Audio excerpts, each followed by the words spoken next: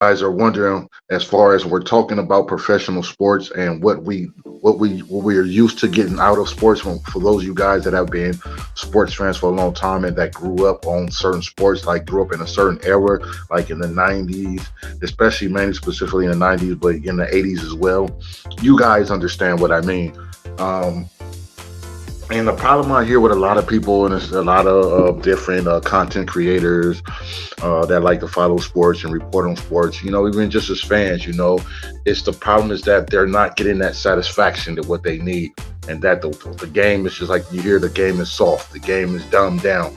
Well, there's a reason behind that. There's a main reason behind that. And that's what I'm gonna get into today with you guys about briefly, just a little bit, you guys. And I'm going to be providing some facts because there's always some people out here that like to say, "Oh, well, oh, you're just rambling along." But I'm going to be providing facts and proving to you guys the biggest reason, which you guys, a lot of you guys probably are not aware of, the biggest reason in the downfall of all major league sports, and even you could talk about collegiate sports. The biggest issue and the biggest problem is sports media. Once again, sports media is the biggest problem and the biggest detriment to all professional sports. And the reason, I know a lot of you guys are like, huh? What do you mean by that? Well, we're going to get right into that. So, I want you guys to follow along as I take you guys along. We follow this trail of breadcrumbs because I'm a Hansel and Gretel y'all asses early this morning, okay? If you know what I mean, okay?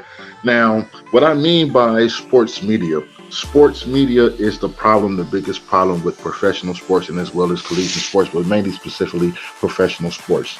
And what I mean by this is that if you guys look over the past decade, so the past couple of decades, you know, you have these kids and these studs that come out of college, whether they do 4 years, some do 1 year, leave they freshman year, some leave they sophomore, some leave they junior, or some leave they senior year, whichever one preferable.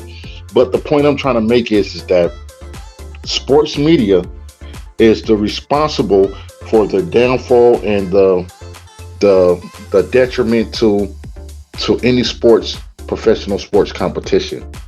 You guys have been cheated of what you have been coming accustomed to a fan of. And what I mean by this is sports media. This is the problem, the huge problem I have with sports media. Okay, sports media, they tend to hype up these kids that come out of some come straight out of high school. Mostly, the majority of them come out of college. They pump them up to make them appear to be these big old glamorized stars, like they're going to be these major X Factor stars. And then once these kids, these young studs, get up into these professional sports, they wind up not living up to the expectations. And the reason for this is because sports media, they spend so much time promoting and over promoting these kids and these young studs, and that it actually becomes a downfall. So when they get into the professional sport of their choosing, they don't have the time to actually develop themselves, to actually grow, to actually learn the difference between the college level and the professional level. Okay, this is what I mean by that. And then they have all the expectations. And then of us as fans, you guys as fans, you automatically have these expectation of these kids coming out of these colleges and out of high school, because of sports media has brainwashed you and has pushed it into your head continuously. Okay, if you guys remember the difference, okay, back in the days in the 90s, this is what they used to do. In the 90s, if you guys remember, early on the weekends, all the Saturday morning TV shows and little sitcoms and stuff. You guys remember how when the commercials they had, if that was the main specifically how they were used to promote all of the athletes in college and high school and as well in professional. This is this is one of the main ways how they promoted a lot of the sports athletes. Okay, no matter which specific sports it is, particularly, it didn't matter if it was basketball, football, soccer, baseball, softball, tennis, etc., whatever. This is what they did in the 90s. They would put these certain cartoons, not cartoons, but certain commercials out. It was full. You guys remember on Saturdays, mainly specifically in the morning.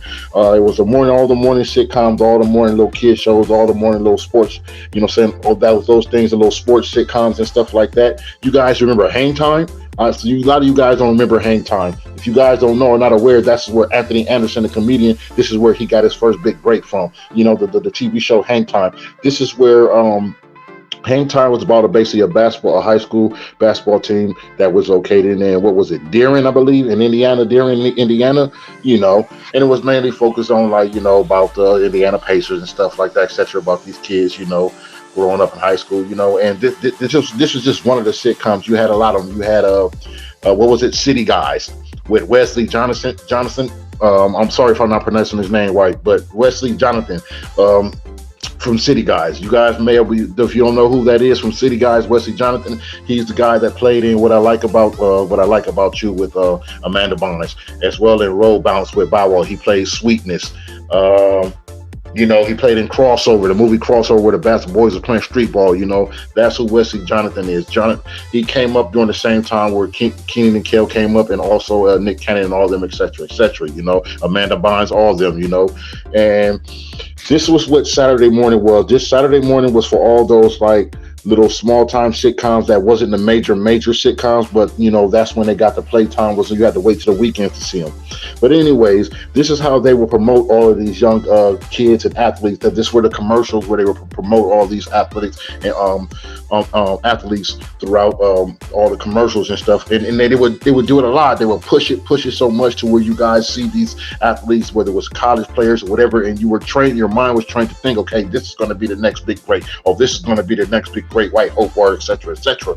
And the problem is there was a shift and change in the in sports, all the sports. There was a shift and change as we got out of the 90s. Okay, when we got into the 2000s, you know, there a lot of things started happening. As you saw the exchange, you saw the shift.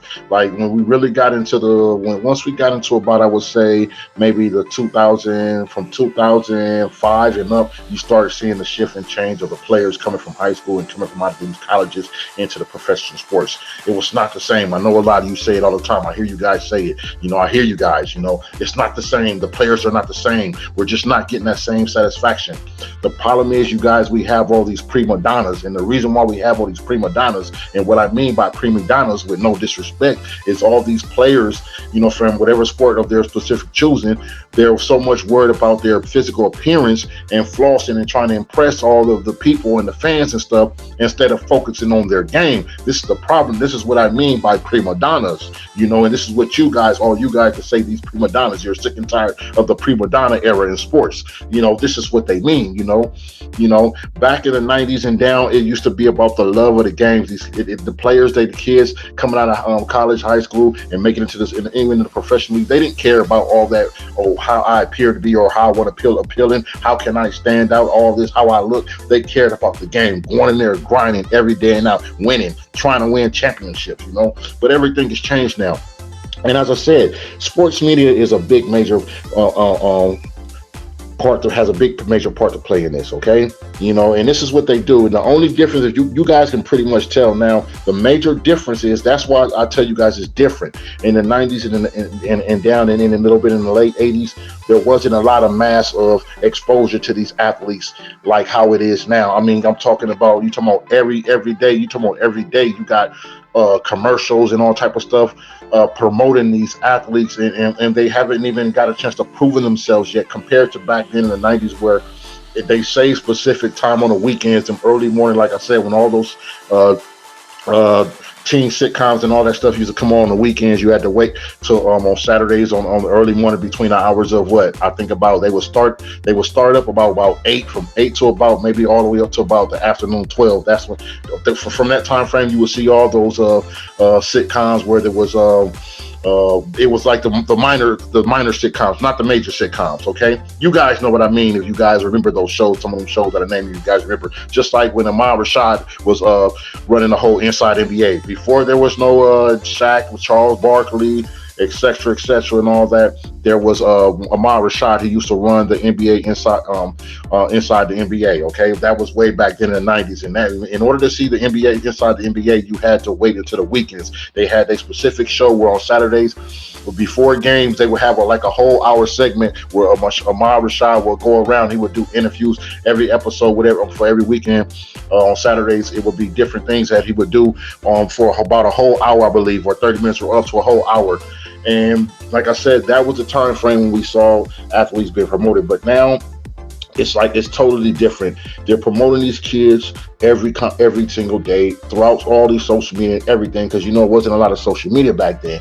And this is what I'm telling you guys: it's the sports media is the problem. So for all these sports announcers, sports shows, sports podcasts, all these people, all the exposure from the propaganda techniques, these commercials, it's just too obsessive. Like it's way too obsessive right now, and you haven't given these kids, these youngsters, the time to develop themselves. And when you start pushing this onto the people, to the masses of people, they're going to automatically expect that. So when these players are come out of these colleges and stuff, and some come out of high school, and they're not getting that, you're not seeing what they're giving, all of a sudden they become labeled as busts or bums, or like, oh, this person didn't live up to what they were supposed to be. Well, sad news, the bad news for you guys, you got to blame sports media. Sports media was the biggest problem. You didn't give these kids time to develop. And if you think I'm BSing, I'm going to provide you guys some facts right here. Do you know if you can go along to, this can pertain to any sport, any major professional sport, that if you look at the most players that would, whether it's male or female, would be considered bust and just not what they lived up to. If you look at them, most of them were the most promoted players, most promoted athletes, and had a high draft pick in the first round picks number 1, 2, and 3. The majority of them are the ones that became busts. Now, for example, I'm gonna give you guys some examples, okay, for a couple of certain people, so you guys can follow along what I'm saying. Now, I'm about to Hansel and Gretel y'all asses right now. Peep this out. Did you guys know? Okay, let's talk about the NBA. Okay, for you guys to know, Darko Milicic, if I'm not pronouncing that right, I'm sorry about that, but Darko Milicic, he was a center, 7-foot center. He was drafted, and he was drafted in the first round, second pick in the 2003 draft. Okay, this guy definitely did not live up to the potential. He lasted for his whole time in the league. He would only average 2 points or 3 points at the most per game, or 6 points at the most per game. This was he definitely didn't live up to the potential. But once again, this player was promoted as the number 1 draft pick. The first round, second pick in the 2003 draft, and was majorly highly promoted by the sports media.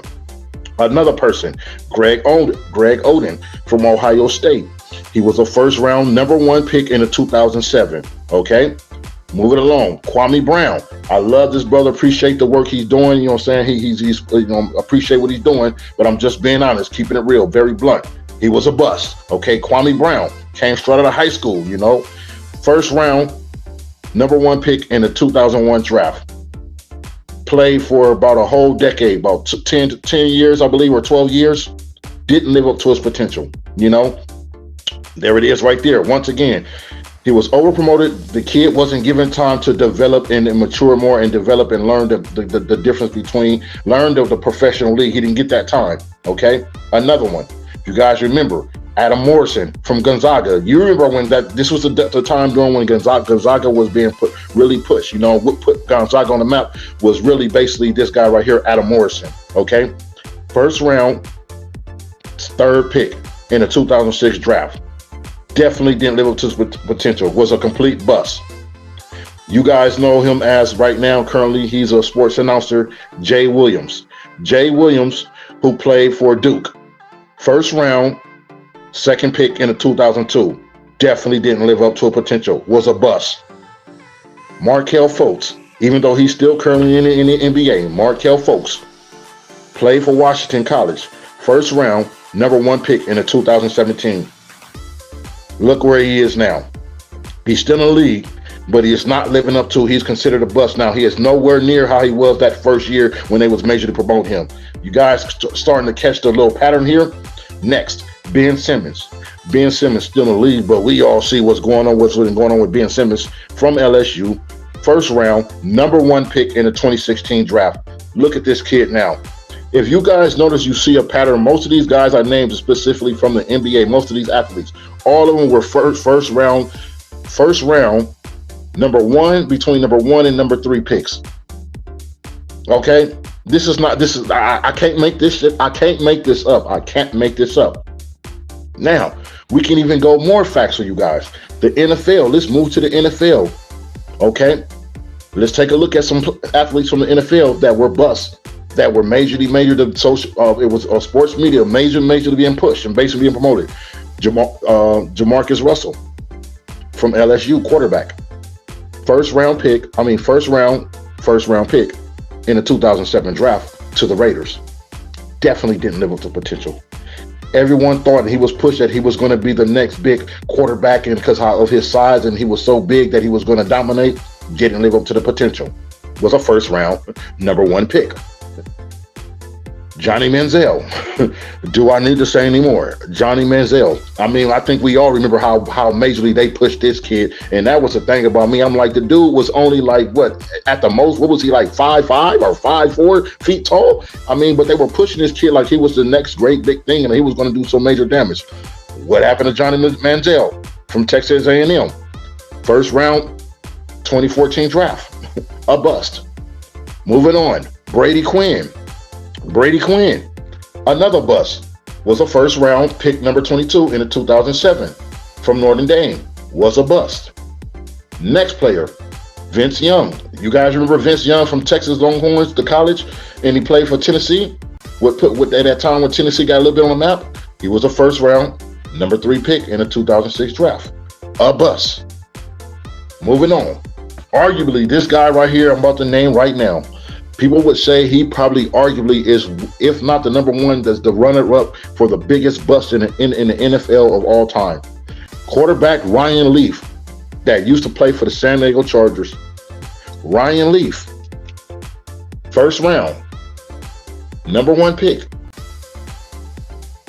in the 1998 draft from Washington State, was a bust. A complete bust. Next up, Tim Tebow. I know a lot of you are Tim Tebow fans, but let's be honest. We being blunt, okay? We being very blunt. Tim Tebow from Florida, first round, number 25 pick in the 2010 draft. You see how heavily they was pushing him. You see how heavily they was promoting him. You see how heavily sports media, all these outlets was pushing Tim Tebow on us, and you see what happened in his career. If you guys look, I can go on and on and on, you guys, but I don't want to go and drag this on for you guys for long. But I guarantee you guys, I can go to pick any professional sports, and it's the same thing through all the professional sports. You know, most players that come from these college sports and come from high school, they do not live up to the expectation that is put on them because of sports media. These are just 2 specific professional sports I gave you guys examples from, the NFL and the NBA. And these examples I gave you guys from the NBA and the NFL were the players. I gave you these people because these are the major people. These are the people that I know you would majorly know, that you would know and remember them being a bust or didn't live up to an expectation. This is why I chose these specific people, you know, because there's a whole lot of more ones that were like this. But I'm just trying to show you guys there is a pattern. There is a pattern. There's a trail of breadcrumbs. Once again, there is a trail of breadcrumbs in all professional sports, to where you see what is going on and you see the biggest problem. What is the trail of breadcrumbs and what is the pattern here? You see sports media. Sports media has become the biggest downfall to all professional sports. You know, now professional sports, and you could say most professional sports, is about who looks the best, about looking good, making sure I stay fly, making sure my fans love me. This is what you see now. This is what you get out of sports now. You see all these prima donnas, you know. But you know, I can't make this up, you guys. I'm just giving you guys the facts, and this is the problem. You know, like I told you guys, there was a definite transition from professional sports, you know, over the past couple of decades.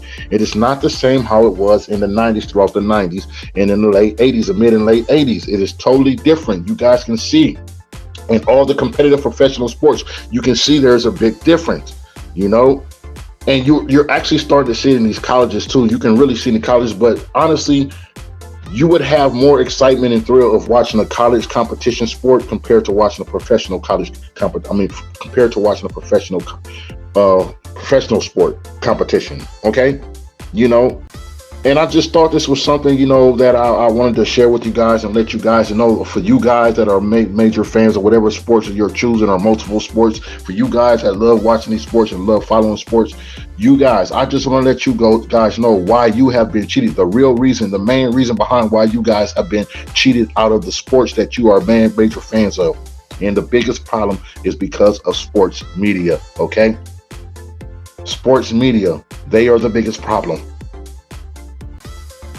I mean, they push these kids. They push them. They push them. They promote them so much. And before they even get into the league, and right after the draft, before they even have one game in the league, or even two games, or even a whole full season, they promote them so much, and then you see what wound up happening. You see, they don't live up to the expectation, and that's a lot of. I understand that can be a lot of pressure on them, but that's what I'm trying to. That's what I want you guys to see. It's the sports media. I think the sports media needs to take a step back from as far as the professional sports. That doesn't mean just say get rid of sports media. I mean take a step back. You guys are too involved in the transition of these athletes coming from high school and from colleges into these professional sports. You guys need to take a step back. And this is the problem with the professional sports, okay? And this is why you guys see a trend of prima donnas. Most of the individuals that are in the sports, that are still in the sports right now, and they are, being a little pushed right now, and they are considered the top players, they are all prima donnas, They are prima donnas.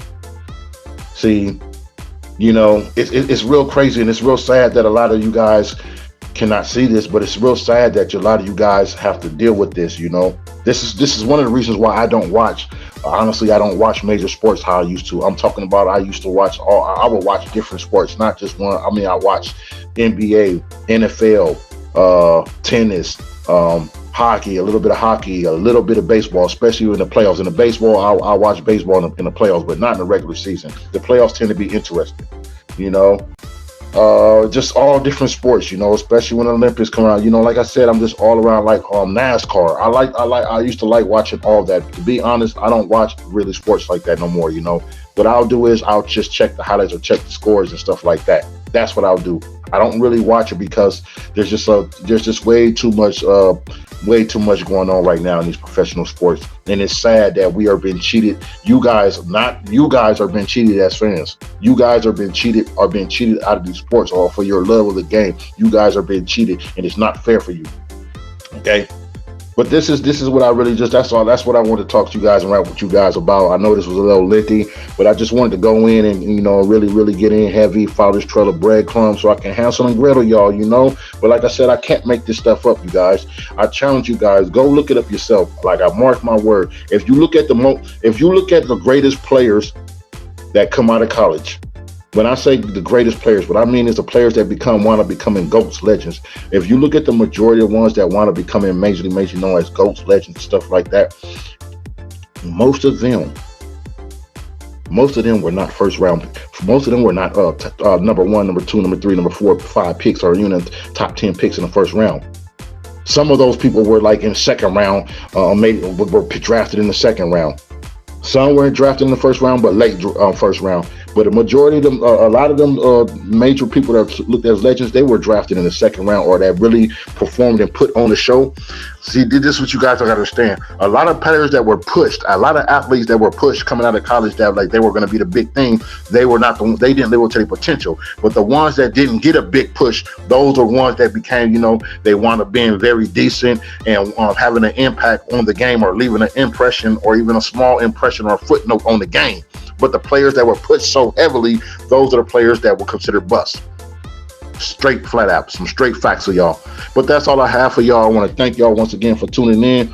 You guys been showing much love. I've been away for a while, but I'm back, and we're gonna just keep grinding. So until next time, y'all already know what to do. If y'all like anything y'all heard here, go and give this video a thumbs up, and make sure you subscribe if you're not subscribed to the channel, and ring that bell so you'll be notified whenever new content drops on the channel. So until next time, peace.